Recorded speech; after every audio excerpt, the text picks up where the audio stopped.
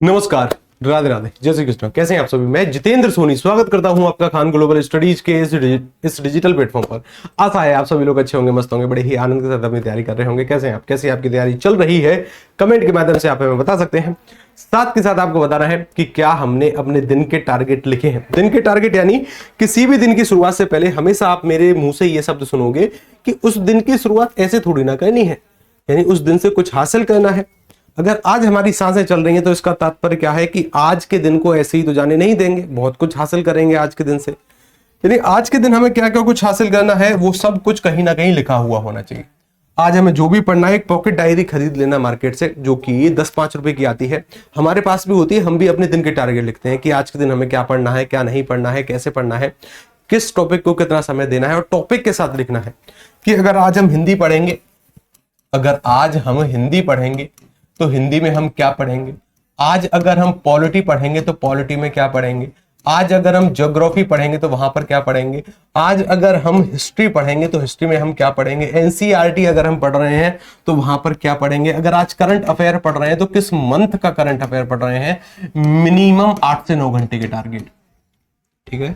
Minimum 8 से 9 घंटे के टारगेट। 8 से 9 घंटे के टारगेट मतलब ये है कि सर ऐसा नहीं कि बाकी का समय केवल 8-9 घंटे किताबी खुली रहे। जैसे अगर हम हमारे कंप्यूटर जी से बात करते हैं, वो भी पीसीएस की तैयारी कर रहे हैं, वो भी यूपीएससी की तैयारी कर रहे हैं, वो भी अलग अलग परीक्षाएं जिनकी वो तैयारी कर रहे हैं। जब उनसे बात होती है तो वो कहते हैं कि सर हम 9 घंटे पढ़ते हैं दिन में, 9 से 10 घंटे। अच्छी बात है, पढ़ना भी चाहिए।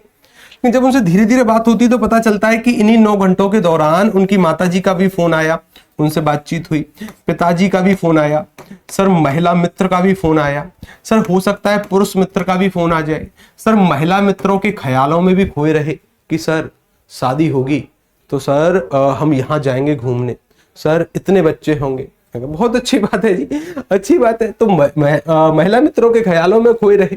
उसके साथ साथ क्या है कि सर पोस्ट का जो नशा होता है, पोस्ट का जो एक खुमार होता है, उसके नशे में खोए रहे कि सर जब मेरा सिलेक्शन होगा तो गांव में जब मेरा स्वागत होगा ना, तो सर वो दृश्य ही अलग होगा। पड़ोसी जो पहले कुछ बोला करते थे अब नहीं बोलेंगे, ठीक है ना। ये जो पोस्ट का नशा है ये बहुत घातक होता है। और पोस्ट का नशा केवल पोस्ट से मिलने से पहले ही होता है, उसके बाद नहीं होता, ठीक है ना। तो इस नशे से थोड़ा सा बाहर आना है, इस नशे को थोड़ा बहुत अपने ऊपर हावी नहीं होने देना है। जब उनसे बात होती है, सर खाना भी खा रहे हैं, पानी भी पी रहे हैं और कह रहे हैं अंत में कि हम 9 घंटे पढ़े, क्या वो 9 घंटे पढ़े हैं? मैं नहीं मानता वो 9 घंटे पढ़े हैं। अगर इसकी बात करें तो मुश्किल से 3 से 4 घंटे वो पढ़े हैं, और ये काफी नहीं होता हमारी परीक्षा के लिए, ठीक है ना। ये काफी नहीं होता किसी भी पीसीएस, स्टेट पीसीएस की परीक्षा के लिए। तो हमें क्या करना है कि सर हमें उसका रिवीजन करना है। रिवीजन किस तरीके से करना है? हमें पढ़ना है सर, नेट आवर निकालने हैं 8 से 9 घंटे। उसके बाद हमें रिवीजन करना है कि अगर आज कोई टॉपिक पढ़ा है उसका रिवीजन सर आज से 7 दिन के बाद, 14 दिन के बाद, और हो पाए तो 21 दिन के बाद, क्योंकि दिमाग एक साइकिल में कार्य करता है। 21वें दिन की आपको छूट है कि आप चाहो तो इस पर रिवीजन कर सकते हो, लेकिन नहीं, लेकिन 2 रिवीजन तो कंपलसरी है कि 2 रिवीजन तो करने ही करने हैं, ठीक है। गलती नहीं करनी है कि कोई आज अगर टॉपिक पढ़ा है इसे कल ही लेकर बैठ गए कि सर कल इसका रिवीजन कर लेते हैं। क्या कल उस टॉपिक को कंप्लीट भूल जाओगे आप? ऐसा नहीं हो सकता। हो सकता है उसकी थोड़ी बहुत बातें भूल जाओ, परसों उसकी थोड़ी बहुत बातें, परसों उसकी, फिर उसके अगले दिन उसकी थोड़ी बहुत बातें। कंप्लीट नहीं भूल सकते। कंप्लीट कब हम भूल पाएंगे? कंप्लीट भूलेंगे सर 5वें 6वें दिन। दिमाग लगभग 70% चीजों को भूल चुका होता है। इस बात का फायदा उठाओ और रिवीजन करो 7वें दिन। कल नहीं करना है उसका रिवीजन, ठीक है ना। चलिए क्लास को शुरू करते हैं। सभी को मेरी तरफ से राधे राधे है। राधे राधे के साथ हम पढ़ रहे थे पर्यायवाची। क्या पढ़ रहे थे हम पढ़ रहे थे पर्यायवाची। कल वाली नोट्स वाली पीडीएफ किस किसने पढ़ी है? कल नोट्स वाली जो पीडीएफ थी वो किस किस व्यक्ति ने ईमानदारी से पढ़ी है? गुरुजी नया टॉपिक कब से शुरू होगा? बहुत जल्दी शुरू हो जाएगा, ठीक है ना, बहुत जल्दी शुरू हो जाएगा। चलिए, और गुरुजी बजट आ गया। हाँ जी बजट आ गया।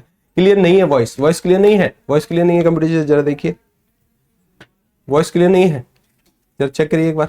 इको आ रही है क्या? कुछ लोग कह रहे हैं गुरुजी इको आ रही है, बताइएगा जरा।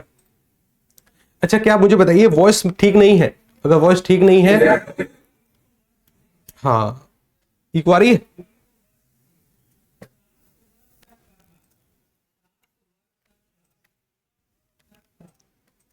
नहीं पढ़े हैं सर नोट्स? बहुत अच्छी बात है कि सर नोट्स अपलोड ही नहीं है। कंप्यूटर जी नोट्स अपलोड नहीं है, वाह। तो देखो अब इनसे हम क्या ही कहें साहब, इनकी अभी हाल फिलहाल में शादी हुई है। हाल फिलहाल में शादी हुई है, नोट्स अपलोड करना भूल गए, बहुत अच्छी बात है, कोई दिक्कत नहीं, आज आ जाएंगे। क्लियर है आवाज? अब सही है आवाज? ठीक हो गई कंप्यूटर जी? जरा देखिएगा, ठीक हो गई आवाज? वॉइस क्लियर है? क्लियर है? स्टार्ट करें क्लास को? चलिए अब क्लास की शुरुआत करते हैं। कल हमने सर हिंदू पौराणिक कथाओं के अनुसार पर्यायवाची पढ़े थे और उसके दौरान हमने कुछ विभिन्न व्यक्तित्व के पर्यायवाची जाने थे। जब हमने भगवान श्री राम की, अच्छा भगवान श्री राम से संबंधित परिवार के पर्यायवाची पढ़ लिए हैं, यानी भगवान श्री राम के पढ़ लिए होंगे, उनके छोटे भ्राता लक्ष्मण जी के पर्यायवाची हमने पढ़ लिए होंगे, लक्ष्मण जी के साथ साथ सर माता सीता के पर्यायवाची हमने पढ़े होंगे, और माता सीता के साथ साथ एक हनुमान जी के भी पर्यायवाची हमने पढ़े होंगे। यानी ये 4 व्यक्तित्व के पर्यायवाची हमने पढ़ लिए थे। इसके अलावा और कोई ऐसा व्यक्तित्व नहीं है जिनसे भगवान श्री राम का संबंध हो और उसके पर्यायवाची हमारी परीक्षा में देखने को मिले। हाँ, ऐसा हो सकता है कि भगवान श्री राम जिन अस्त्र शस्त्र का प्रयोग किया करते थे उनके पर्यायवाची पूछे जाए।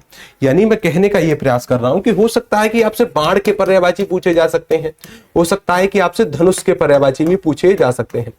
तो दोनों को साथ ही लेकर चले, हम इन दोनों को साथ के साथ पढ़ लें, क्योंकि भगवान श्री राम क्या है, वो अस्त्र शस्त्र का प्रयोग बहुत करते हैं, तो इनसे संबंधित जितने भी बीच बीच में ऐसे शब्द आते चले जाएंगे साथ के साथ करते चलेंगे, ठीक है ना। चलिए, मैंने कहा बाण को हम क्या कहते हैं, आप कहोगे कि सर बाण को कहा जाता है आशुभ। क्या कहते हैं? आशुभ। ये शब्द इंपोर्टेंट है। देखिए, ये शब्द 2 प्रकार के शब्दों से मिलकर बना है। एक शब्द है सर यहां पर आंसू। क्या शब्द है? आंसू। और आंसू के साथ यहां पर क्या जोड़ा गया है? गा। जहां पर कोई अकेला वर्ण जोड़ा जाए, जहां पर कोई अकेला वर्ण जोड़ा जाए प्रत्यय के रूप में, और उस अकेले वर्ण का अपने आप में कोई अर्थ हो, जैसे इस गा का अर्थ क्या है यहां पर? गमन करना। गमन करना यानी इसका अर्थ है यहां पर चलना। क्या अर्थ है इसका? चलना। और आंसू शब्द का अर्थ होता है शीघ्र। आंसू का अर्थ क्या होता है? शीघ्र। यानी जो शीघ्रता से चलता हो उसे आंसू कहते हैं, जो शीघ्रता से गमन करता हो, जो शीघ्रता से चलता हो। बाण जो है ना, दुश्मन की तरफ शीघ्रता से चलता है, इसलिए बाण को क्या कहा जाता है? बाण को कहते हैं सर हम आंसू। बाण के साथ साथ सर एक घोड़ा होता है जो कि एक स्थान से दूसरे स्थान पर शीघ्रता से चलता है। क्या चलता है? घोड़ा। तो इसको भी याद रखिएगा, बाण और घोड़ा दोनों को हम क्या कहते हैं? आंसू कहते हैं। अब इस तरीके के शब्द ना इंपोर्टेंट होते हैं। जैसे मैंने एक शब्द लिख दिया आंसू, इसका अर्थ क्या है? शीघ्र। मैंने कहा जो एक शब्द और बना दिया मैंने आंसू, आंसू के साथ मैंने तोष जोड़ा, आशुतोष, यानी एक शब्द आया आंसू और आंसू के साथ तोष का योग किया गया है। तोष का अर्थ होता है सर प्रसन्न होना। तोष का अर्थ क्या है? प्रसन्न होना। यानी जो शीघ्रता से प्रसन्न होता हो, जो शीघ्रता से प्रसन्न होता हो उसे कहते हैं आशुतोष। शीघ्रता से प्रसन्न कौन होता है?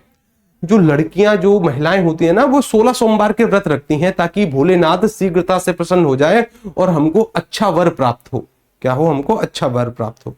वर शब्द का अर्थ होता है वरदान, कि उन्हें एक अच्छा वर प्राप्त हो, एक अच्छा वरदान प्राप्त हो। और अच्छे के लिए हम एक उपसर्ग का प्रयोग करते हैं, सु। किसका प्रयोग करते हैं? सु। जैसे शासन है, सुशासन है, यानी अच्छा है शासन, ठीक है ना। तो उन्हें क्या मिले? सुवर। सुवर यानी उन्हें एक अच्छा पति मिले। इस सुवर शब्द का अर्थ क्या होता है? अच्छा पति मिले। इसलिए वो 16 सोमवार के व्रत रखती हैं कि सर जो शीघ्रता से प्रसन्न होता हो वो भगवान शिव है। आशुतोष भगवान शिव की पर्यायवाची में पढ़ेंगे हम। मैं कहने का केवल इतना सा प्रयास कर रहा हूं कि ऐसे शब्द कहीं पर आ जाएं तो उनका अर्थ क्या होगा, ठीक है। ये शब्द हमें अपने दिमाग में बस एक बार देखने हैं। जैसे मैंने कहा जो शीघ्रता से कविता लिखता हो उसे क्या कहेंगे? जो शीघ्रता से कविता लिखे सर उसे कहते हैं आशु कवि। आंसू का अर्थ क्या होगा? शीघ्र। और कवि का अर्थ सर जो कविता करता हो। जो शीघ्रता से कविता लिख दे उसे आंसू कवि कहा जाएगा, ठीक है। चलिए, तो अभी के लिए इसको हटाते हैं, इसके बाद में इस पर चर्चा करेंगे जब भगवान शिव के पर्यायवाची पढ़ेंगे। उसके साथ सर ये हो गया, बाण को सर हम नाराज कहते हैं। बाण को क्या कहते हैं? बाण को सर नाराज कहा जाता है। नाराज बाण को कहते हैं, ठीक है जी, याद रखिएगा। बाण को और क्या कह सकते हैं सर? बाण को कहते हैं हम सर। बाण को क्या कहते हैं? सर। बाण को सर हम विसिक कहते हैं। विष के समान लगता है ना, विसिक कहते हैं। और विसिक शब्द का अर्थ होता है जिसका आगे का हिस्सा नुकीला हो। कई बार क्या होता है कि उसके जो बाण है ना उसके ऊपर हम विष का प्रयोग करते हैं, उसकी आगे वाली नोक पर। किसी सांप का जहर है या फिर किसी अलग प्रकार का जहर है, उसके आगे वाली नोक पर प्रयोग करते हैं ताकि जिस भी व्यक्ति को वो तीर लगता है उसको ज्यादा हानि हो, ज्यादा हानि हो, ठीक है ना। वॉइस की तो दिक्कत नहीं है, बहुत अच्छी बात है, दिक्कत नहीं होनी चाहिए। चलिए, विषय इसी को कहते हैं सर सिलीमुख। सिलीमुख शब्द का अर्थ होता है सर जिसका मुख आगे से नुकीला हो, जैसे भाला हो गया, तीर हो गया, आगे से नुकीला होता है ना, उसे कहते हैं सिलीमुख। सिलीमुख के साथ साथ सर एक शब्द होता है इसके लिए जसु, इस शब्द का भी प्रयोग करते हैं, ठीक है। उसके साथ सर तीर को हम बाण कह सकते हैं, सर बाण भी कह सकते हैं, सर तीर शब्द कह सकते हैं, तीर शब्द भी कह सकते हैं। ये क्षेत्रीय पर्यायवाची है तीर, ठीक है ना, क्षेत्रीय पर्यायवाची है तीर। इसके लिए भी गुरुजी सर जी अच्छे से पीछे पढ़े हैं कंप्यूटर जी के। अरे नहीं जी, कंप्यूटर जी के पीछे थोड़ी ना पढ़ेंगे। अब अभी भी कंप्यूटर जी के पीछे पढ़ाओगे, हमें किसी और के पीछे पढ़ाओ, कंप्यूटर जी के पीछे क्या पढ़ाओगे, ठीक है। चलिए, तो ये सभी किसके पर्यायवाची हैं? ये सभी तीर के पर्यायवाची हैं सर। इसी से मिलकर बनते हैं हमारे धनुष के पर्यायवाची। लेकिन कई बार क्या होता है कि अलग अलग व्यक्तित्व के द्वारा अलग अलग धनुष प्रयोग करे गए हैं। जैसे मैंने कहा कि भगवान श्री राम ने किस धनुष का प्रयोग किया था? कोदंड। अर्जुन जी किस धनुष का प्रयोग करते हैं? गांडीव का। और अगर हम बात करें, ऐसे बहुत सारे व्यक्ति हैं जो कि अलग अलग धनुष का प्रयोग करते हैं। एक बार सभी को लिख लो। यहां पर लिखते हैं कि सर धनुष के पर्यायवाची। किसके पर्यायवाची? धनुष के। मैंने कहा भगवान श्री राम के धनुष का नाम क्या है? आप कहोगे सर भगवान श्री राम के धनुष को कोदंड कहते हैं, तो कोदंड धनुष का पर्यायवाची होगा। उसके साथ मैंने कहा कि अर्जुन के धनुष का नाम क्या है? आप कहोगे सर अर्जुन के धनुष का नाम है गांडीव। गांडीव भी धनुष का पर्यायवाची है। भगवान शिव के धनुष का नाम क्या है? आप कहोगे सर पिनाक कहते हैं भगवान शिव के धनुष को। पिनाक क्या है? ये भी धनुष का पर्यायवाची है। मैंने कहा भगवान विष्णु के धनुष का नाम क्या है? आप कहोगे भगवान विष्णु के धनुष को कहते हैं सारंग। क्या कहते हैं? सारंग कहते हैं। क्या कहते हैं? सारंग। सारंग कहते हैं जी। ए अंगा है, ये अंगा है, याद रखिएगा, ठीक है ना। भगवान विष्णु हो गए। इन्हीं से मिलता जुलता भगवान श्री कृष्ण के धनुष का नाम, भगवान श्री कृष्ण के धनुष को नाम को कहते हैं सारंग। और सारंग शब्द के बहुत ज्यादा अर्थ होते हैं। सारंग का अर्थ सर हाथी भी होता है, सर्प भी होता है, पहाड़ भी होता है और धनुष भी होता है। बहुत ज्यादा अर्थ होते हैं सारंग के, अनेकार्थक शब्द है। उसके साथ साथ अगर मैं बात करूं भीम के धनुष का नाम क्या है? भीम के धनुष का नाम क्या बनेगा? भीम के धनुष का नाम बन जाता है सर वायव्य। क्या बन जाता है? वायव्य। वायव्य एक दिशा का भी नाम है। ये दो का नाम है कि सर एक तो ये दिशा का भी नाम है जो कि इंपोर्टेंट है, और एक ये धनुष का भी नाम है। और धनुष किसका है? ये भीम के धनुष का नाम है। उसके साथ साथ मैं कहूं कि कर्ण के धनुष का नाम क्या है? कर्ण के धनुष का नाम है सर विजय। क्या नाम है? कर्ण के धनुष का नाम विजय नाम है। विजय के साथ साथ सर रावण के धनुष का नाम क्या है? रावण के धनुष का नाम है सर पौलस्त्य। क्या नाम है? पौलस्त्य। ये सभी इंपोर्टेंट है, ठीक है ना। ये सभी धनुष के पर्यायवाची हैं। और धनुष जो बाण होगा वो किसके ऊपर रखकर चलाया जाएगा? बाण सर धनुष के ऊपर ही रखकर चलाया जाता है। इसलिए बाण को हमने क्या कहा था? बाण को कहा था सर हमने सर। सर किसके ऊपर आसित होता है? यानी यहां से एक शब्द निकल कर आता है सरासन। सरासन यानी बाण जिसके ऊपर आसित हुआ हो, बाण जिसके ऊपर रखा गया हो। बाण को ही सर हम विसिक कहते हैं। बाण को क्या कहते हैं? विसिक कहते हैं। तो यहां से एक शब्द बनता है विसखासन। विसखासन यानी बाण जिसके ऊपर आश्रित हो, बाण जिसके ऊपर रखकर चलाया जाए। इसी के साथ साथ सर हम इसी को चाप कहते हैं। धनुष को चाप क्यों कहते हैं? किसी ने ज्योमेट्री पढ़ी है? किसी ने ज्योमेट्री पढ़ी है? ज्योमेट्री में ना जब हम आर्क लगाते हैं, जब हम चाप लगाते हैं ना, तो चाप का कोण कुछ ऐसा होता है, इसको बोलते हैं चाप, ठीक है ना। और जब धनुष पर हम प्रत्यंचा चढ़ाने का प्रयास करते हैं ना, तो धनुष की जो लकड़ी होती है वो इसी आकार में मुड़ जाती है। जब यहाँ पर प्रत्यंचा या पर यहाँ पर रस्सी बांधने का प्रयास करते हैं तो वह एक चाप के समान आकार लेती है लकड़ी। पहले तो सीधी होती है, फिर जैसे ही रस्सी बांधने का प्रयास करते हैं तो चाप के समान हो जाती है। इसीलिए धनुष को चाप कहते हैं। चाप के साथ साथ धनुष को कमान भी कहा जाता है। क्या कहते हैं? कमान भी कहते हैं। ये सभी धनुष के पर्यायवाची हैं। ये सभी किसके पर्यायवाची हैं? धनुष के। गुरुजी प्रभु जी पर्सनली नाम दिए गए हैं तो क्या पर्यायवाची कैसे हो सकते हैं? देखिए दीपेश जी का एक सवाल आया है कि सर ये पर्सनली नाम दिए गए हैं कि सर इस धनुष का नाम ये होगा, इस धनुष का नाम ये होगा, तो ये धनुष के पर्यायवाची कैसे हो सकते हैं? और किसके मन में है ये सवाल? और किसके मन में है ये सवाल कि ये सर धनुष के पर्यायवाची कैसे हो सकते हैं? ये धनुष के पर्यायवाची कैसे हो सकते हैं कि अगर इनके पर्सनली नाम है तो धनुष के पर्यायवाची में हम क्यों प्रयोग करेंगे? तो हमने शुरुआत में एक कैटेगरी पढ़ी थी अपूर्ण पर्यायवाची। क्या पढ़ी थी? अपूर्ण पर्याय। ये सभी अपूर्ण पर्यायवाची हैं। इसका मतलब ये है कि अगर जैसे मानकर चलिए कि मेरा नाम है जितेंद्र सोनी, ये मेरा नाम है जितेंद्र सोनी। क्या जितेंद्र सोनी लड़का है? बिल्कुल है सर, बिल्कुल है। क्या जितेंद्र सोनी मनुष्य है? बिल्कुल है, बिल्कुल है। तो इस तरीके से जो परस्पर पूरक तो नहीं है, लेकिन जो लगभग अर्थ समान धारण करते हैं उसे कहते हैं हम अपूर्ण पर्यायवाची। शुरुआत वाली क्लास को देखना, यानी इससे जो पिछली क्लास हुई है ना, इससे जो पहली क्लास हुई है, ठीक है ना, बहुत अच्छी बात है। आगे चले। उसके साथ साथ सर धनुष हो गए हमारे, बाण हो गए, बाण के साथ साथ अब आगे आते हैं भगवान। हम किसकी बात कर रहे थे? हम भगवान श्री राम के कंप्लीट हो गए थे, उनके परिवार वालों के कंप्लीट हो गए थे। भगवान श्री कृष्ण पर गाड़ी हमारी अटकी हुई थी। भगवान श्री कृष्ण के साथ साथ इनके एक प्रिय शिष्य हैं जिनका नाम है अर्जुन। अर्जुन जी के पर्यायवाची हमें पढ़ने हैं। और एक पांचाली जी हैं। कौन है? पांचाली जी हैं।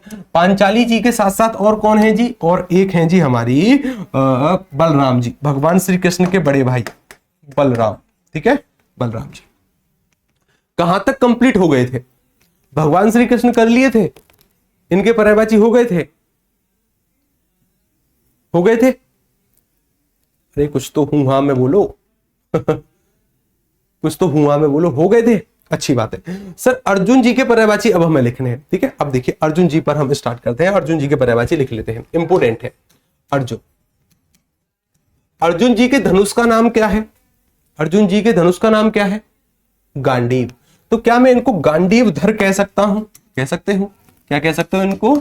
गांडीव धर, जो गांडीव को धारित किए हुए हैं। किसके बेटे हैं? किसके बेटे हैं सर? ये कुंती के पुत्र हैं, इसीलिए कुंती पुत्र कहे जाते हैं। क्या कहे जाते हैं? कुंती पुत्र।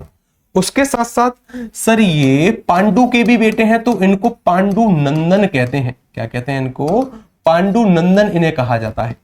पांडु नंदन के साथ साथ भगवान श्री कृष्ण इनको और क्या कहते हैं? इनको प्यार से बुलाते हैं पार्थ। हे पार्थ। क्या कहते हैं इनको? पार्थ कहते हैं भगवान श्री कृष्ण। अगर आपने देखा होगा कि अर्जुन जी जो है ना, वो अपने बाएं हाथ से भी तीर चलाने में महारत उनको हासिल है और दाएं हाथ से भी, दोनों हाथों से कार्य करने में कुशल है। और ऐसा कोई व्यक्ति जो अपने दोनों हाथों से कार्य कर सकता है उसे कहते हैं सव्यसाची। क्या कहते हैं उसको? सव्यसाची। सव्यसाची एक अच्छा शब्द है। सव्यसाची एक अच्छा शब्द है। यहां पर सव्य शब्द है और एक साची शब्द है। सभ्य मतलब सची, साची कहा जाता है कलाइयों को। जो अपने दोनों हाथों से कार्य करने में कुशल हो उसे क्या कहा जाता है? सव्यसाची। यानी सामान्यतः इसका अर्थ अभी जो हाल फिलहाल में यूपी उत्तर प्रदेश में यूपीपीसीएस के द्वारा आरओ की परीक्षा हुई थी, वहां पर इसका अर्थ था कि जो व्यक्ति अपने बाएं हाथ से भी कार्य कर सकता है उसे क्या कहते हैं? जो अपने बाएं हाथ से भी कार्य कर सकता है, बाएं हाथ से भी यानी दाएं से भी करता है, बाएं से भी करता है, उसे कहते हैं सव्यसाची। यानी जो अपने दोनों हाथों से कार्य करने में कुशल हो। एक फिल्म आई थी जिसका नाम था 3 इडियट्स। किस किस ने देखी है? 3 इडियट्स फिल्म आई थी, किस किस ने देखी है? किस किस ने देखी है 3 इडियट्स? उसमें एक प्रोफेसर हुआ करते थे वीरू सहस्त्रबुद्धि। उनका शॉर्टकट में नाम था वायरस। और वायरस के पास एक ऐसी खूबी थी कि वो अपने दोनों हाथों से लिख सकते थे, दोनों हाथों से एक ही समय। तो जो व्यक्ति अपने दोनों हाथों से कार्य कर सकता है उसे क्या कहते हैं? सव्यसाची कहते हैं। ठीक है ना? गुरुजी मैंने नहीं देखी। देखो यहां पर कोई जो नीरज जी हैं वो कह रहे हैं गुरुजी मैंने नहीं देखी, देखनी है आज ही। ठीक है ना? थोड़ा बहुत समय निकालना, आज उस फिल्म को देखना जिस किसी ने भी नहीं देखी है। मैं सजेस्ट कर रहा हूं आपको। ठीक है, चलिए अच्छी बात है। सव्यसाची मतलब जो अपने दोनों हाथों से कार्य कर सकता है। इसके साथ साथ कई बार आपने जब महाभारत टीवी पर देखी होगी तो देखा होगा जो पांचों पांडव खड़े होते हैं ना, पांचों पांडवों के जो वस्त्र हैं, सामान्यतः सभी पांडव सोने जैसे कलर वाले वस्त्र पहनते हैं, कि उनके जो वस्त्र होते हैं गोल्डन कलर के होते हैं। लेकिन जो अर्जुन है, कभी ध्यान दिया है कि वो सफेद वस्त्र पहनते हैं? सफेद यानी चांदी जैसे वस्त्र, चांदी जैसे वस्त्र। जो श्वेत वाहन है, यानी जिनको सफेद कपड़े पहनना बहुत पसंद है, एक शब्द होता है श्वेत वाहन। श्वेत वाहन का कुछ लोग अर्थ लगाते हैं कि सर जिसके रथ के आगे सफेद घोड़े लगे हैं उसे श्वेत वाहन कहते हैं। दोनों ही अर्थ इसके हो सकते हैं। और इसका एक अर्थ ये होता है कि जिसने सफेद कपड़े पहने हो, जिसकी पोशाक बिल्कुल सफेद हो, जो सफेद कपड़े पहनना पसंद करता हो, वो कौन है? वो है श्वेत वाहन। कई बार एक और मान्यता सुनी होगी कि रथ जो अर्जुन का रथ था, उस रथ के ऊपर स्वयं हनुमान जी उनकी रक्षा कर रहे थे। सुनी है ये कहानी? हाँ, कि हनुमान जी उनकी रक्षा कर रहे थे। तो यानी इनके लिए एक और नाम होता है, इन्हें कहते हैं कपिध्वज। क्या कहते हैं? कपिध्वज। ये दो प्रकार के शब्दों से मिलकर बना है। एक शब्द यहां पर कपि, और कपि के साथ क्या जोड़ा गया है? कपि के साथ यहां पर जोड़ा गया है ध्वज। क्या जोड़ा गया है? ध्वज। यानी जिसके ध्वज के ऊपर कपि, कपि का अर्थ होता है वानर, क्या होता है वानर, और यहां पर वानर नहीं, इसका अर्थ है हनुमान, इसका अर्थ क्या है हनुमान, इसलिए इनको कपि ध्वज कहते हैं। ठीक है, इसलिए इनको क्या कहते हैं, कपि ध्वज कहते हैं। कपि ध्वज के साथ साथ सर जब 1 वर्ष का अज्ञातवास हुआ था, उस 1 वर्ष के अज्ञातवास में इनको फाल्गुन बृहनलला कहा गया। क्या कहा गया, बृहनलला। बृहनलला के साथ साथ सर इनको फाल्गुन भी कहते हैं। क्या कहते हैं, फाल्गुन। ये अच्छा शब्द है, एक बृहनलला अच्छा शब्द है, फाल्गुन विभिन्न पीसीएस की परीक्षाओं ने पूछा है। ठीक है, उसके साथ साथ श्वेतवाहन जो सव्यसाची शब्द है, ये आरओ के द्वारा पूछा गया है। तो यहां के हर एक शब्द इंपोर्टेंट है। ये धनुर्विद्या में महारत हासिल करते हैं, इसीलिए इनको धनंजय कहा जाता है। क्या कहते हैं इनको, धनंजय कहते हैं इनको। धनंजय के साथ साथ और इनको क्या कहा जाएगा, एक और बहुत अच्छा शब्द है गुड़ाकेश। इस शब्द को लिखना जरा, ये एक अच्छा शब्द है गुड़ाकेश। गुड़ाकेश शब्द पूछे जाने की प्रबल संभावना होती है कि गुड़ाकेश जो शब्द है 2 प्रकार के शब्दों से मिलकर बना है। एक शब्द है सर गुड़ाका, एक क्या शब्द है, गुड़ाका। गुड़ाका के साथ ईस शब्द को जोड़ा गया है, और जहां पर भी सर ये ईस शब्द जोड़ा जाएगा, इसका अर्थ क्या होगा, कल बताया था। ईस शब्द का अर्थ क्या होगा, ईस शब्द का अर्थ होता है सर राजा, बताया था ना। जहां पर भी ईस आ जाए उसका अर्थ क्या होगा, राजा। गुड़ाका जो शब्द है, गुड़ाका शब्द का अर्थ होता है सर रात। गुड़ाका शब्द का अर्थ क्या है, रात। रात के साथ साथ नींद के लिए भी प्रयोग करते हैं। इसके लिए, नींद के लिए, जो नींद आती है ना, जो रात को लोग सोते हैं नींद के लिए। अर्जुन जी इतनी ज्यादा प्रैक्टिस करते हैं कि उनको कभी नींद नहीं आती, यानी उनको नींद कभी उनके कार्य की सफलता के क्षेत्र में कभी बाधा उत्पन्न नहीं कर सकती। जब तक वो कार्य कर रहे हैं तब तक नींद उन्हें नहीं सता सकती, जब तक उनको लक्ष्य नहीं मिल रहा है तब तक नींद उन्हें नहीं सता सकती। यानी जो नींद का राजा है, जो रात का राजा है, जिसको नींद कभी परेशान नहीं कर सकती, उसे कहते हैं गुड़ाकेश। और केवल 2 व्यक्ति हैं जिनको नींद नहीं सताती है। कौन कौन है, एक है भगवान शिव। एक भगवान शिव के भी पर्यायवाची में जब हम पढ़ेंगे ना तो इस शब्द को पढ़ेंगे, वो भी नींद के राजा हैं। और एक है अर्जुन। एक कौन है, अर्जुन। ये दोनों शब्द इंपोर्टेंट है। ठीक है, चलिए, एक हो गया अर्जुन, धनंजय हो गया, गांडीव धर है, कुंती सुत है, पांडुनंदन पार्थ है, सव्यसाची है, श्वेतवाहन, कपिध्वज, बृहनलला, फाल्गुन, धनंजय। और भी बहुत सारे शब्द हो सकते हैं। भगवान श्री कृष्ण ने खुद अपना नाम दिया है इनको, इनको कृष्ण भी कहते हैं। ठीक है ना, भगवान श्री कृष्ण ने अपना नाम भी दिया है कि चलो आज से तुम कृष्ण हो गए। ठीक है ना, तुम्हारा भी नाम कृष्ण होगा, लोग तुम्हें भी कृष्ण नाम से जानेंगे। कृष्ण भी इनको कहते हैं। कृष्ण का अर्थ होता है बुरा, काला, श्याम, ये सभी कृष्ण के अर्थ होते हैं। ठीक है, चलिए, अर्जुन भी कृष्ण का अर्थ होता है। आगे चलें, अर्जुन के साथ साथ सर एक और शब्द हो जाता है जी हमारा पांचाली। पांचाली यानी सर अभी तक जो हमने पढ़े हैं, एक भगवान श्री कृष्ण के पढ़ लिए, अर्जुन के पढ़ लिए, अब पढ़ने हैं पांचाली जी के पर्यायवाची। पांचाली यानी द्रौपदी इनको कहते हैं। गुरुजी फाल्गुन क्यों बोलते हैं, अब देखिए, फाल्गुन नाम का जो अर्थ है ना, फाल्गुन नाम का अर्थ देखिए, इसके ना अलग अलग प्रयोग के आधार पर, यानी जैसे अगर हम बात करें भाव के आधार पर तो अर्थ बहुत हो जाते हैं, लेकिन अगर इसका सटीक अर्थ निकालने का हम प्रयास करें, फाल्गुन शब्द का अर्थ होता है कि जिसके बाण एकदम ऐसे लगे कि जो हवा से बातें करें, ऐसे प्रतीत हो कि एकदम हवा से बातें करें। जो हवा से बातें, यानी जिसको बाण चलाने में इतनी कुशलता हासिल है, जिसके बाण हवा से भी ज्यादा गति प्रदान करें, उसे कहते हैं फाल्गुन। ठीक है ना, हाँ, ये सब चीज कंप्लीट हुई, देखा आपने। ठीक है, गुरुजी लक्ष्मण जी भी जगते थे, लक्ष्मण जी भी जगते थे। देखिए, लक्ष्मण जी उनकी रक्षा के लिए जगते थे, लेकिन ये क्या है, वो सदैव नहीं जग सकते थे। एक समय, एक पीरियड के दौरान वो जगे थे, यानी 12 वर्ष 14 वर्ष जो भी उनका वनवास का क्षेत्र रहा है उसके लिए। लक्ष्मण जी के लिए प्रयोग नहीं कर सकते। ठीक है ना, हाँ, जो शब्द है उसी के लिए प्रयोग होगा। आगे चलते हैं, अब जरा देखिएगा, आगे आते हैं, अब बात करते हैं पांचाली जी की। पांचाली का सबसे पहले बताइए कि अर्थ होगा क्या, पांचाली का भाव क्या होगा। गुरुजी मेरा उत्तर दीजिए, वाह, सभी के उत्तर देंगे लास्ट में। चलिए, अगर हम बात करें कि पांचाली, पांचाली इन्हें क्यों कहा जाता है, क्यों कहते हैं पांचाली। देखिए, पांचाली शब्द का ये अर्थ बना है पांचाल से, और पांचाल ना एक स्थान का नाम है। पांचाल एक स्थान का नाम है। जो पांचाल नरेश की पुत्री हो उसे कहते हैं पांचाली, या जो पांचाल की कुमारी हो उसे कहते हैं पांचाली। पांचाली का अर्थ बिल्कुल नहीं होता कि 5 पतियों वाली, उसके लिए तो पंच भरतारी शब्द हम प्रयोग करेंगे कि जिसके 5 भरतार हैं। पांचाली का अर्थ क्या है? जो पांचाल नरेश की पुत्री है। पांचाल नरेश का नाम क्या है? उनका नाम है द्रुपद। क्या नाम है? द्रुपद। तो द्रुपद की जो सुता है उसे क्या कहते हैं? पांचाली। सुता शब्द का अर्थ होता है, सर देखिए ये शब्द बना है द्रुपद से, द्रुपद के साथ सुता को जोड़ा गया है, और सुता शब्द का अर्थ होता है पुत्री। सुता शब्द का अर्थ क्या होता है? पुत्री। द्रुपद सर इनके पिता का नाम है, यानी ये पांचाल के राजा है। इसी के साथ साथ सर द्रौपदी इन्हें कहते हैं। ये द्रौपदी शब्द यहीं से आया है। द्रौपदी शब्द कहां से आया है? यहीं से आया है, जो द्रुपद की बेटी है। इन्हीं के साथ साथ देखो इनका जन्म ना हो नहीं रहा था, तो अग्निकुंड से इनका जन्म होता है। अग्निकुंड से, यानी बहुत ज्यादा यज्ञ होते हैं, उस अग्निकुंड से ये जन्मती हैं। यहां से एक नाम आता है याज्ञसेनी। क्या नाम आता है? याज्ञसेनी। याज्ञसेनी यानी जो यज्ञ कुंड से जन्मी हो, याज्ञसेनी। जब 1 वर्ष का अज्ञातवास होता है तो ये किसी राजा के यहाँ उनकी दासी बनकर रहती हैं, यानी किसी महारानी है उनकी दासी, उनकी सेवका बनकर रहती हैं। वहां से एक शब्द आता है सैरेंद्री। क्या शब्द आता है? सैरेंद्री इनको कहते हैं। क्या कहते हैं? सैरेंद्री इनको कहा जाता है। सैरेंद्री के साथ साथ भगवान श्री कृष्ण ने अपने नाम से मिलता जुलता नाम इनको दिया, इन्हें कृष्णा कहा जाता है। क्या कहा जाता है? कृष्णा। और कृष्णा जो शब्द है ना, ये 2 के लिए प्रयोग होता है। एक तो यमुना नदी के लिए प्रयोग होगा, और यमुना के साथ साथ एक पांचाली के लिए तो प्रयोग होता ही होता है। पांचाली के लिए प्रयोग होता है। सर इनके 5 पति भी हैं, ठीक है, इसलिए इनको पंचभर्तारी कहते हैं। क्या कहते हैं? पंचभर्तारी। क्या कहा जाता है? पंचभर्तारी। जिसके 5 भर्तार हो, जिसके 5 भर्तार हो। और इन्हें हम क्या कहेंगे?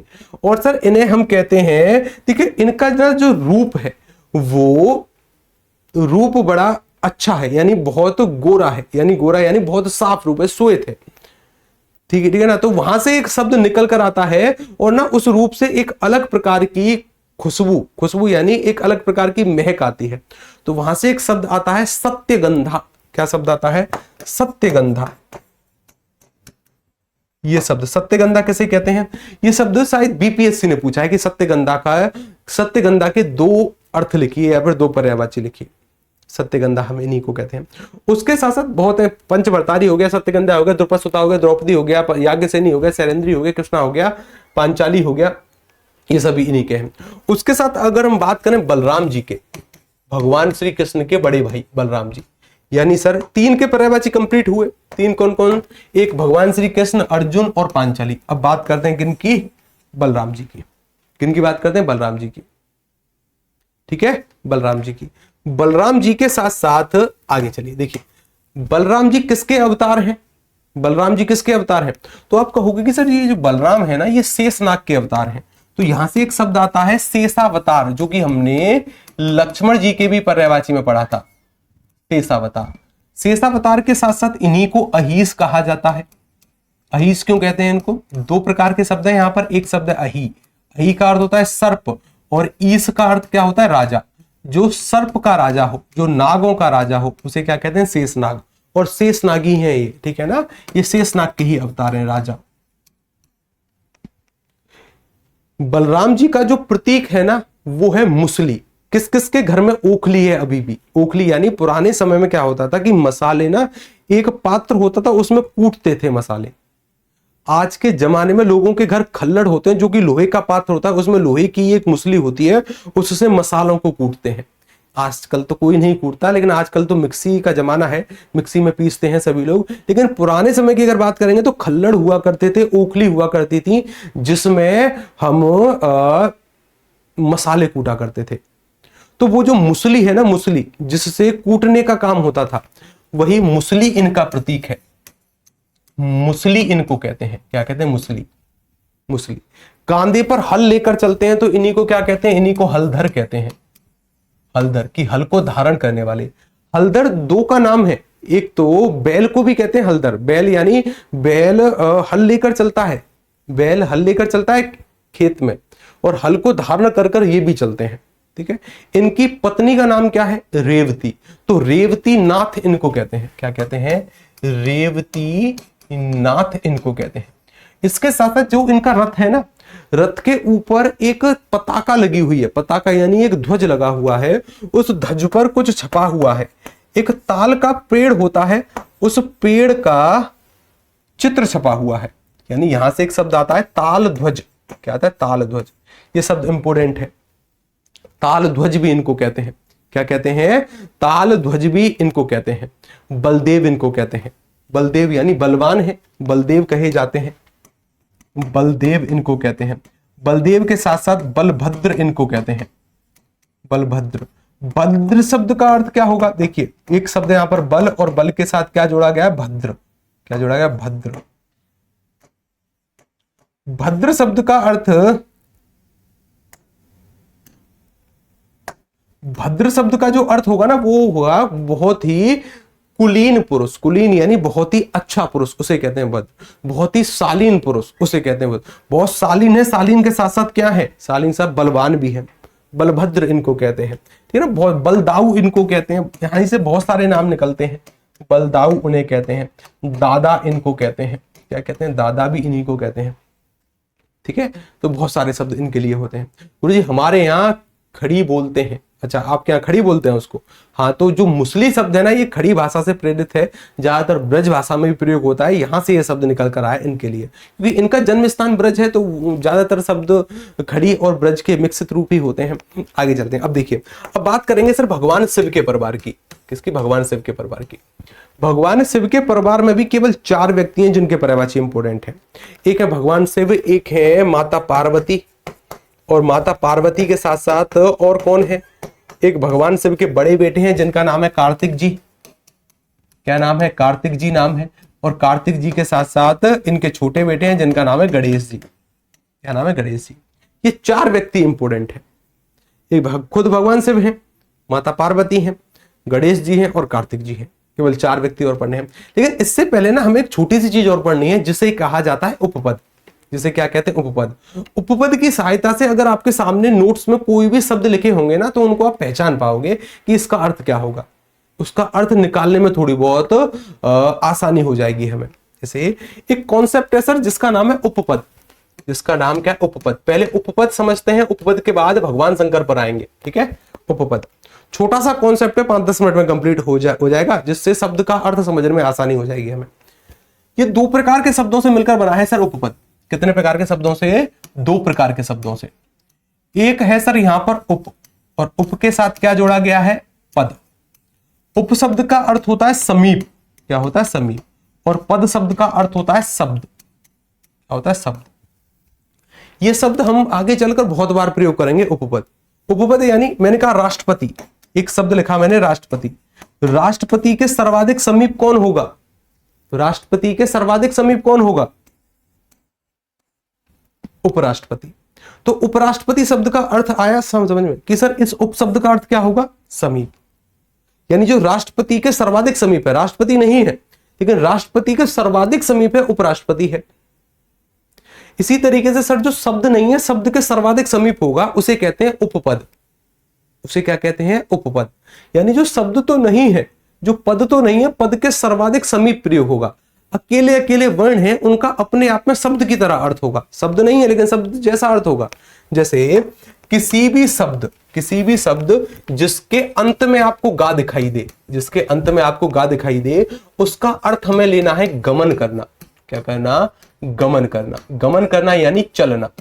इसका अर्थ क्या लेंगे हम? चलना। जैसे कहीं पर अगर आपको ऐसा शब्द दिखाई दिया उरग, तो इसके अंत में गा दिखाई दिया हमें, यहां पर ज्यादा ध्यान लगाने की आवश्यकता है। उपपद को हमेशा ध्यान से समझने की आवश्यकता है। इससे क्या होगा कि कोई भी अगर काव्य की पंक्ति पढ़ रहे हैं या फिर कोई भी शब्द पढ़ रहे हैं, किसी भी तरीके के पर्यायवाची पढ़ रहे हैं, बड़ी आसानी होगी। जैसे मानकर चलिए पढ़ते पढ़ते उरग शब्द आ गया, इसके अंत में मुझे गा दिखा, और जैसे ही मैंने इसके अंत में गा देखा है तो मैं क्या करूंगा? मैं सर इसको भागों में बांटने का प्रयास करूंगा कि उर के साथ गा को जोड़ा गया है। उर शब्द का अर्थ होता है हृदय। क्या होता है? हृदय। और गा का अर्थ अभी अभी मैंने पढ़ा है गमन करना यानी चलना। गमन करना यानी चलना, यानी जो अपने हृदय से चलता हो, जो अपने हृदय यानी जो अपनी छाती से चलता हो, उसे कहते हैं उरग। छाती से कौन चलेगा? सांप कहां से चलता है? पैरों से चलता है कि अपनी छाती के बल चलता है? जो सर्प होगा वो कहां से चलेगा? कि सर सर्प की बात कर रहे हो, सर्प तो अपनी छाती से चलेगा। सर्प को कहते हैं, नाग को कहते हैं। केंचुआ चलता है सर, कौन चलता है? केंचुआ चलता है। केंचुआ के साथ और कौन चलेगा सर? जो जोंक आदि यानी जो सरीसृप होते हैं ना, जो भी अपनी छाती के बल चलेगा सभी उरग है। जो भी अपनी छाती के बल चलेगा वो सभी उरग है। जैसे मैंने एक शब्द लिखा खग, क्या लिखा मैंने, खग, इसके अंत में गा है सर। यानी इसकी बात करें सर, ये भी दो प्रकार के उपपद से मिलकर बना है, खा, और खा के साथ क्या जोड़ा गया है, गा। उपपद इनको क्यों कहते हैं कि सर देखिए यहां पर केवल गा है, गा कोई शब्द नहीं है जिसका अर्थ हमने चलना कर दिया, लेकिन शब्द के समान प्रयोग होता है, शब्द के सर्वाधिक समीप है, जो शब्द के सर्वाधिक समीप होता है इसलिए उपपद है। उपपद यानी शब्द नहीं है, अकेला वर्ण है जिसका अपने आप में एक अर्थ है। जैसे ये खाबी, खाबी एक प्रकार का उपपद है, इसका अर्थ होता है सर क्या, इसका अर्थ होता है आकाश। खा का अर्थ क्या होता है, आकाश यानी नभ, और गा का अर्थ होता है चलना। जो आकाश में चलता हो उसे खग कहते हैं। यहां पर लिख लो इसको, यहां पर इसको नोट कर लो कि खा का अर्थ क्या होगा सर, खा का अर्थ होगा आकाश। खा का अर्थ क्या होगा, आकाश। यानी जो आकाश में चलेगा उसे क्या कहेंगे, उसे कहेंगे सर हम खग। आकाश में कौन चलता है सर, पक्षी उड़ते हैं, पक्षी को खग कहा जाता है। पक्षी के साथ साथ जो ग्रह आदि होते हैं, जैसे पृथ्वी एक ग्रह है, जो नक्षत्र होते हैं, राहु, केतु, अरुण, वरुण, शनि, ये सभी क्या है, ये सभी ग्रह नक्षत्र हैं, और ग्रह नक्षत्र आकाश मार्ग में ही तैर रहे हैं, ठीक है ना। तो ग्रह के लिए प्रयोग होता है और नक्षत्र के लिए प्रयोग होता है। यानी अगर मैं बात करूं गंधर्व के लिए भी प्रयोग होगा, गंधर्व के लिए यानी जो देवता से मिलती जुलती प्रजाति है, जो कि आकाश मार्ग से भ्रमण करती है, आकाश मार्ग से भ्रमण करती है। अब कोई ऐसा मत पूछना कि सर हवाई जहाज को भी खग कहेंगे क्या, क्योंकि हवाई जहाज भी आकाश मार्ग से चलता है, ठीक है ना। तो ये कॉमन सेंस वाली बात है, उसको नहीं कहेंगे। हमारे कंप्यूटर जी ने एक बार पूछा कि सर खग क्या हवाई जहाज को कह सकते हैं, नहीं कह सकते, ठीक है, नहीं कह सकते। आगे चलते हैं, इसके साथ खा हो गया। खा के साथ साथ कई बार सर एक उपपद और है जिसका नाम है प। कहीं पर किसी भी शब्द के अंत में अगर आपको पा दिखाई दे, इसका अर्थ क्या होगा, इसका अर्थ होगा पीने वाला। इसका अर्थ क्या होगा, पीने वाला। जैसे मैंने एक शब्द लिखा पादप, एक शब्द लिखा जी मैंने पादप, इस शब्द को ध्यान से देखिए सर, इसके अंत में पा का प्रयोग किया गया है। अगर पा का प्रयोग यहां पर है तो इसका अर्थ क्या है सर, यहां पर दो शब्द है, एक शब्द है सर यहां पर पाद, और एक शब्द है क्या, प। इस पा का अर्थ मुझे पता है कि सर इसका तो अर्थ होगा पीने वाला, क्योंकि मैंने पढ़ लिया है। इसका अर्थ क्या, पीने वाला। इस पाद शब्द का अर्थ क्या होगा, पाद शब्द का अर्थ क्या होगा, किसे कहते हैं पाद। हमारे कंप्यूटर जी ने अपनी नाक बंद कर ली है कि सर ऐसी बातें हमारे सामने मत करो आप, ऐसी बातें हमारे सामने मत करो, मुझे नोट्स अपलोड नहीं हो जाएंगे ना, परेशान नहीं होना, ठीक है ना।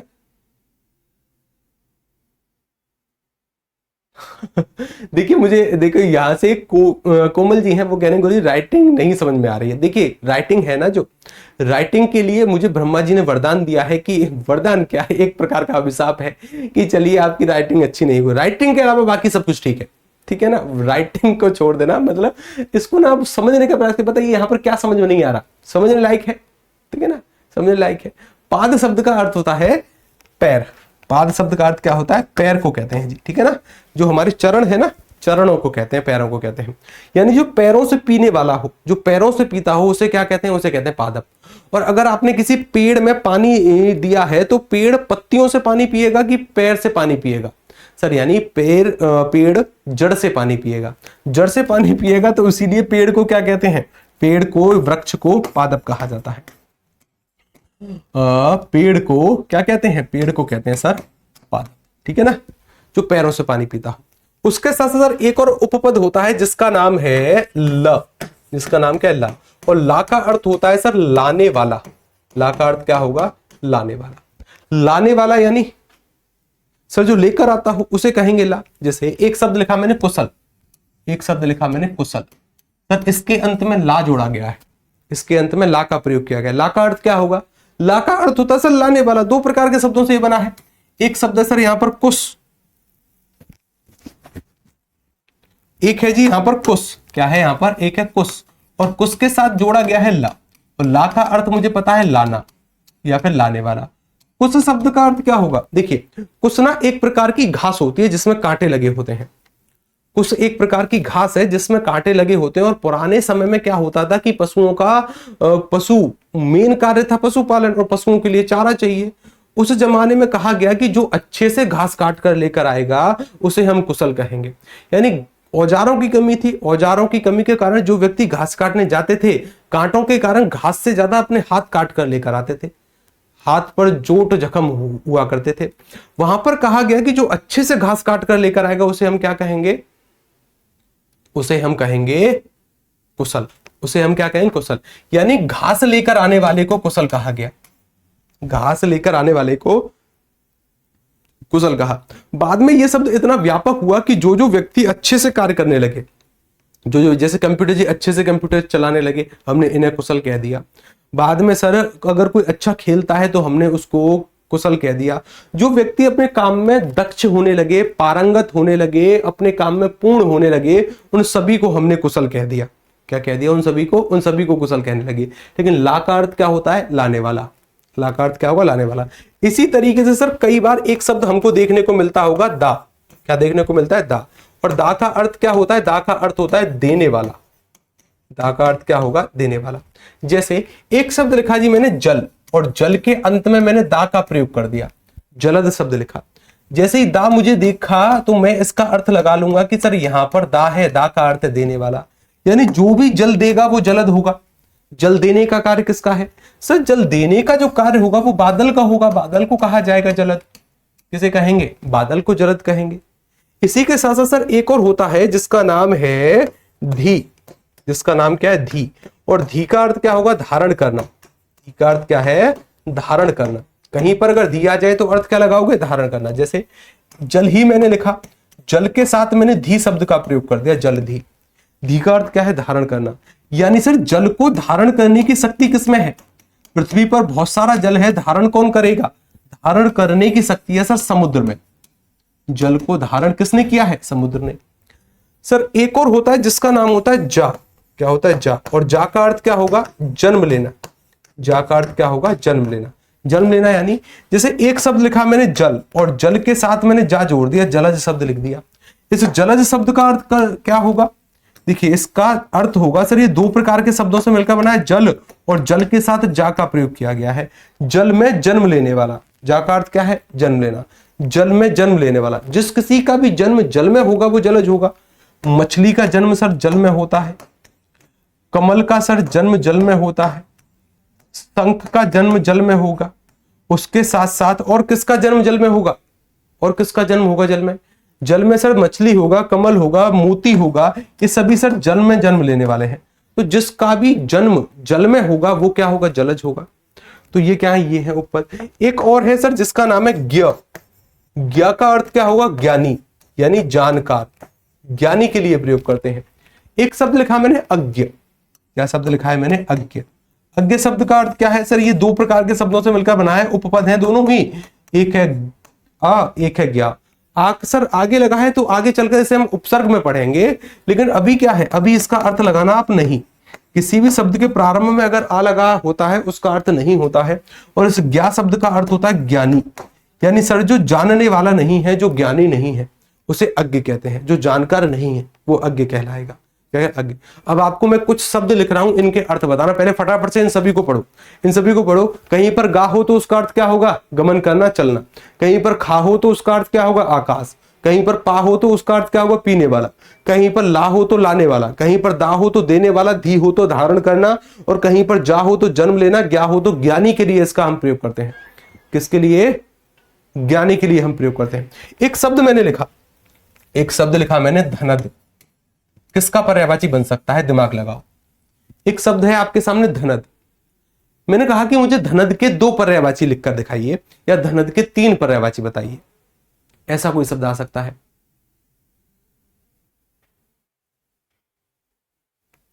मैंने लिखा कि धनद, धनद के दो पर्यायवाची बताइए। पहले तो यह समझना होगा कि सर धनद किसे कहा जाएगा? इसके अंत में दा है, और सर मुझे पता है कि दा जो है ना, दा किसके लिए प्रयोग होता है? देने वाले के लिए। देने वाले के लिए। यानी सर यहां पर एक मूल शब्द है जिसका नाम है धन, और धन के साथ क्या जोड़ा गया है? दा का प्रयोग किया गया है। यानी धन देने वाला। इस दा का अर्थ क्या होगा? देने, देने वाला, देने वाला। धन देने वाला। धन देने वाला कौन है? धन देने वाला कौन है? धन देने का कार्य किसका है? सर धन देने का कार्य है कुबेर जी का। धन की स्वामी जो है वो लक्ष्मी जी हैं, लेकिन धन देने का कार्य किसका है? धन देने का कार्य है कुबेर जी का। यानी कुबेर के पर्यायवाची पूछे जा रहे हैं आपसे। किसके पर्यायवाची? कुबेर के। तो एक तो कुबेर ही शब्द प्रयोग कर सकते हो। और आगे चलकर जो हिंदू पौराणिक कथाओं के हम देवी देवताओं की पर्यायवाची पढ़ रहे हैं ना, वहां पर लगभग 11-12 पर्यायवाची पढ़ेंगे हम कुबेर के, ठीक है ना। लेकिन इस शब्द का अर्थ समझना जरूरी है। जैसे एक शब्द लिखा मैंने अनुज, एक शब्द लिखा अनुज, तो अनुज शब्द का अर्थ बताइए मुझे कि अनुज शब्द का अर्थ क्या होगा, किसे कहते हैं अनुज। रटा हुआ नहीं, रटा हुआ नहीं, सोचने का प्रयास करो कि अनुज शब्द का अर्थ क्या होगा, अनुज का अर्थ क्या हो सकता है। अगर इस अनुज की बात करें सर, यहां पर दो प्रकार के शब्द हैं, एक शब्द है सर अनु, और अनु के साथ क्या जोड़ा गया है, जा। अनु एक प्रकार का उपसर्ग है जिसका अर्थ होता है पीछे, पीछे या फिर बाद में। इसके दो अर्थ होते हैं, पीछे या फिर बाद में, दोनों का अर्थ एक ही है। और जा, जा का अर्थ अभी अभी हमने पढ़ा है सर, जा का अर्थ क्या होगा, जन्म लेना, यानी इसका अर्थ क्या होगा, जन्म लेना, जन्म लेना। यानी सर जिसका जन्म पीछे हुआ हो, जिसका जन्म पीछे हुआ हो, यानी आपसे पीछे किसका जन्म हुआ है, आपसे पीछे किसका जन्म हुआ है, आपके छोटे भाई का। अनुज कहते हैं सर छोटे भाई को, छोटे भाई को अनुज कहा जाता है। और अगर सर आपसे पीछे किसी छोटी बहन ने जन्म लिया है तो क्या उसको भी अनुज कहोगे, नहीं सर, स्त्रीलिंग के लिए थोड़ी सी स्थिति परिवर्तित हो जाती है, फिर अनुज की जगह फिर हम अनुजा का प्रयोग करते हैं। किसका प्रयोग करते हैं, अनुजा का। अनुजा यानी पीछे जन्म लेने वाली, जहां पर भी बड़े आ की मात्रा आ जाए ना पीछे, तो उसका अर्थ क्या है, स्त्रीलिंग के लिए प्रयोग हो रहा है। किसके लिए, स्त्रीलिंग, यानी पीछे जन्म लेने वाली, फिर वो छोटी बहन हो जाएगी, अनुजा कहते हैं फिर छोटी बहन को। किसको कहते हैं, छोटी बहन को कहते हैं, छोटी बहन को। जैसे एक पर्यायवाची लिखा मैंने अर्क, अर्क कहते हैं सूर्य को, अर्कज मैंने लिखा, अर्कज किसे कहेंगे और अर्कजा का पर्यायवाची क्या होगा, अर्कजा किसे कहा जाएगा और अर्कज किसे कहा जाएगा। ये दो शब्द आपके पास हैं, एक है अर्कज, एक है अर्कजा। मेरे कहने का मतलब ये है कि जो अर्क यानी जो सूर्य का बेटा होगा वो तो इसके लिए होगा, सूर्य से जन्म लेने वाला, ये होगी सूर्य से जन्म लेने वाली। अंतर समझ पा रहे हो कि सर अगर अर्कज कहीं लिखा गया है, इसका अर्थ ये होगा, एक शब्द है यहां पर अर्क और अर्क के साथ जोड़ा गया है जा।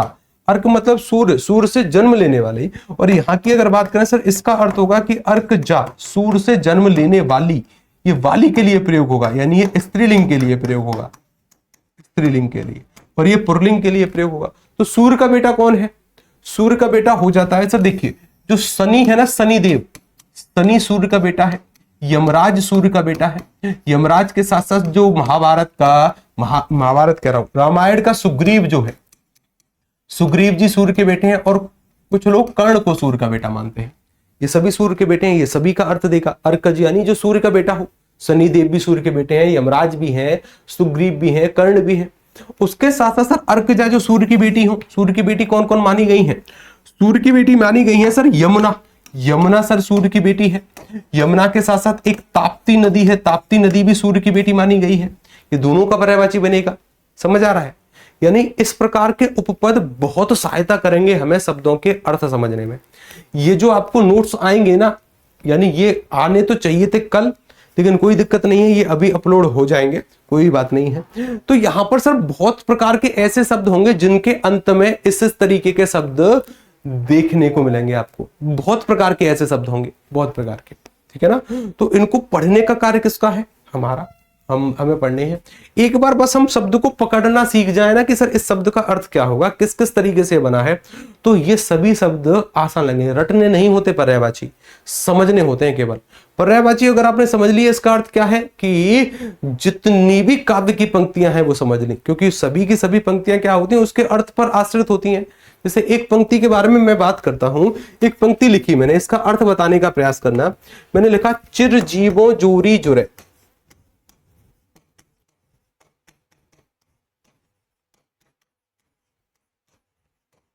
जोरी जुरे, क्यों ना स्नेह गंभीर, क्यों ना स्नेह गंभीर, को घटी वृषभानुजा, को घटी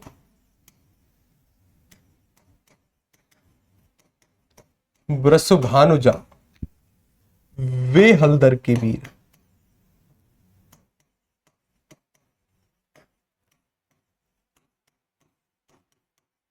एक काव्य की पंक्ति लिखी, और जब तक इनके शब्दों का अर्थ आप नहीं समझ पाएंगे तब तक कोई औचित्य। अब देखो अभी अभी जो हमने पढ़ा कि सर हमने जा को भी पढ़ा है कि किसी के अंत में जा का प्रयोग हुआ है सर। जा का अर्थ क्या होगा? जन्म लेने वाली। यानी ये जो शब्द है सर ये इस तरीके से विभाजित हो सकता है। एक शब्द है सर यहाँ पर वृषभानु। क्या शब्द है? वृषभानु। वृषभानु के साथ किसका प्रयोग किया गया है? जा का। यानी वृषभानु से जन्म लेने वाली। वृषभानु कौन है? बरसाना के राजा हैं। और बरसाना के राजा से किसका जन्म हुआ है? बरसाना के राजा से राधा जी का जन्म हुआ है। यानी इस शब्द का अर्थ क्या है? राधा। लेकिन इसका एक और अर्थ हो सकता है। अभी तो मैंने इसको ऐसे तोड़ा, अगर इसको मैं ऐसे तोड़ूं कि वृषभ, वृषभ के साथ अगर मैंने अनुजा शब्द का प्रयोग किया, एक शब्द लिखा जी मैंने वृषभ, वृषभ के साथ अनुजा शब्द का प्रयोग किया। अनुजा यानी वृषभ का अर्थ होता है सर बैल, वृषभ बैल को कहते हैं। अनुजा कहते हैं, अभी अभी पढ़कर आए, पीछे जन्म लेने वाली, यानी छोटी बहन को कहते हैं। किसको कहते हैं? छोटी बहन को। बैल की छोटी बहन कौन होगी? गाय। बैल की छोटी बहन कौन होगी? गाय। यानी इसी वृषभानुजा का एक अर्थ क्या है? राधा, जो वृषभानु से जन्मी है। और अगर इसको ऐसे तोड़ें तो इसका अर्थ क्या हो जाएगा? गाय। हलदर शब्द हमने कहां पढ़ा है? हलदर शब्द कहां पढ़ा है? हलदर शब्द कहां पढ़ा है? बलराम के पर्यायवाची में। इस हलदर शब्द का एक अर्थ होता है बलराम। क्या होता है? इस हलदर शब्द का एक अर्थ क्या होता है? बलराम जी। और बलराम के साथ साथ मैंने कहा था कि हल को धारण करने का काम बैल का भी है। किसका भी है? यानी बैल भी धारण करता है जब वो खेत की जुताई होती है। तो हलधर के वीर, हलधर के वीर यानी हलधर के भाई। बलराम के भाई कौन होंगे? हलधर के वीर यानी बलराम के भाई, और बलराम के भाई होते हैं कृष्ण। इस पूरी लाइन का अर्थ क्या है? हलधर के वीर यानी कृष्ण, बलराम के भाई। लेकिन अगर मैं इसका अर्थ ऐसे लूं कि बैल के भाई, और बैल के भाई कौन होंगे? बैल का भाई सर बैल ही होगा। बैल का भाई कौन होगा? बैल का भाई बैल ही होगा। अब देखो इस पूरी पंक्ति का अर्थ क्या है। यहां पर एक और अर्थ है चिर। चिर शब्द अगर ऐसे लिखा है, एक और शब्द होता है सर चीर। चीर ऐसे लिखा है, इसका अर्थ होता है सर वस्त्र। और चिर शब्द का अर्थ होता है अनंत। अनंत यानी अनंत काल तक, अनंत काल तक। चिर जीवों जोरी जुरे क्यों ना स्नेह गंभीर, को घटी वृषभानुजा बे हलदर के वीर। यानी चिर जीवों जोड़ी जुड़े, यानी इस चिर का अर्थ है अनंत, अनंत काल तक जोड़ी जुड़ी रहे, दोनों में स्नेह गंभीर है। दोनों में किसमें? को घटी, कौन कम पड़ने वाला है। अगर इस वृषभानुजा का अर्थ आपने राधा लिया तो इस हलदर के वीर का अर्थ क्या होगा? कृष्ण। क्या होगा? कृष्ण। यानी कृष्ण और राधा की अनंत काल तक जोड़ी जुड़ी रहे, दोनों में किसी में भी स्नेह कम नहीं है, कोई कम नहीं पड़ने वाला, ये इसका अर्थ है। अगर इस वृषभानुजा का अर्थ आपने गाय लिया तब इसका अर्थ क्या क्या होगा? कि गाय, फिर इसका अर्थ होगा बैल, कि बैल का भाई कौन होगा? बैल। कि गाय और बैल की जोड़ी अनंत काल तक जुड़ी रहे, गाय और बैल की जोड़ी अनंत काल तक जुड़ी रहे, और दोनों में से कोई कम नहीं पड़ने वाला, दोनों में स्नेह गंभीर है। यानी ये जो शब्द है ना, पर्यायवाची ही आपको हर एक पंक्ति का अर्थ निकालने के लिए शायद सहायता प्रदान कर सकते हैं। ठीक है ना? तो हर एक चीज इंपॉर्टेंट है कि सर किस किस तरीके से अर्थ इसके हो सकते हैं, क्या क्या हो सकता है, और ये कब होगा? केवल प्रैक्टिस, केवल प्रैक्टिस। ये नोट्स आएंगे, नोट्स पढ़ने का प्रयास करना और शब्द को समझने का प्रयास करना कि शब्द कैसे होंगे। अच्छा, कोई डाउट हो तो तुरंत क्लियर करो। अभी कोई डाउट है किसी का? किसी का कोई डाउट है तुरंत पूछो। फिर कल हमें किसके पर्यायवाची करने हैं? कल हमें भगवान शिव से पर्यायवाची स्टार्ट करने हैं और कुछ और देवी देवताओं के पर्यायवाची पढ़ने हैं। हालांकि नोट्स में भी हैं आपके, और नोट्स के साथ साथ समझने का प्रयास करिएगा कि इस शब्द की पूरी सव्यसाची शब्द का अर्थ दोबारा समझा दीजिए। देखिए अमन जी ने कहा है कि पूरी सव्यसाची शब्द समझ में नहीं आया। सव्यसाची शब्द का अर्थ होता है जो अपने बाएं हाथ से भी कार्य कर सकता हो। किससे कार्य कर सकता हो? जो अपने बाएं हाथ से भी कार्य कर सकता हो। भी का अर्थ क्या है? कि सर जो दाएं हाथ से भी कार्य करता है, जो अपने बाएं हाथ से भी कार्य कर सकता हो उसे सव्यसाची कहते हैं, यानी दाएं हाथ से भी करता होगा। इसका सीधा सीधा अर्थ है जो अपने दोनों हाथों से कार्य कर सकता है। दोनों हाथों से कैसे? अर्जुन दोनों हाथों से बाण चलाने में कुशल है, दोनों हाथों से बाण चलाने में महारत उनको हासिल है। ठीक है ना? ठीक है, तो ये क्या होगा? ये हो जाएगा सर उनके लिए प्रयोग। ठीक है, दोनों हाथों से काम करने वाला। बिल्कुल। गुरुजी लक्ष्मी जी को क्यों बोल सकते हैं? गुरुजी लक्ष्मी जी को क्यों नहीं बोल सकते? क्या नहीं बोल सकते लक्ष्मी जी को? सर जी चिर का मतलब क्या लिखा है? देखिए अगर इस चिर की बात करें ना, देखिए अगर यहां पर बात करें तो इस चिर शब्द का अर्थ क्या है? देखिए इस चीर शब्द का अर्थ है कि द्रौपदी का चीर हरण हुआ, यानी वस्त्र हरण हुआ। इस चिर शब्द का अर्थ होता है अनंत, कि भाई अनंत काल तक, अनंत काल तक। ठीक है जी। गुरुजी गोविंदारी गोविंद का बता दीजिए, राधा रानी का सिनोनिम। ठीक है, राधा जी के सिनोनिम्स पूछे नहीं जाते, उनके पर्यायवाची नहीं पूछे जाते। ठीक है ना? उनके पर्यायवाची नहीं पूछे जाते। सर जी बृहनलला क्यों बोलते हैं? गुरुजी बृहनलला क्यों बोलते हैं? बृहनलला शब्द का अर्थ होता है कि ऐसा पुरुष जो कि ना तो स्त्री हो ना ही पुरुष हो, उसे कहते हैं बृहनलला। उसे नपुंसक लिंग की श्रेणी में रखते हैं, ठीक है ना। बृहनलला जब 1 वर्ष का अज्ञातवास हुआ था तब अर्जुन जी को कहा गया था, ठीक है। चलिए तो क्लास की अब समापन की ओर चलते हैं, फिर मिलते हैं आपसे कल वाली क्लास में। इन सभी शब्दों पर प्रैक्टिस करना, नोट्स आज अपलोड हो जाएंगे, नोट्स को देखने का प्रयास करिएगा। चलिए फिर हम मिलते हैं आपसे अगली वाली क्लास में। और नोट्स इंपोर्टेंट है, 2 बार पढ़ने हैं कम से कम, ठीक है ना, 2 बार पढ़ने हैं कम से कम, ठीक। चलिए फिर हम मिलते हैं आपसे कल वाली क्लास में, तब तक के लिए राधे राधे, नमस्कार, जय श्री कृष्ण।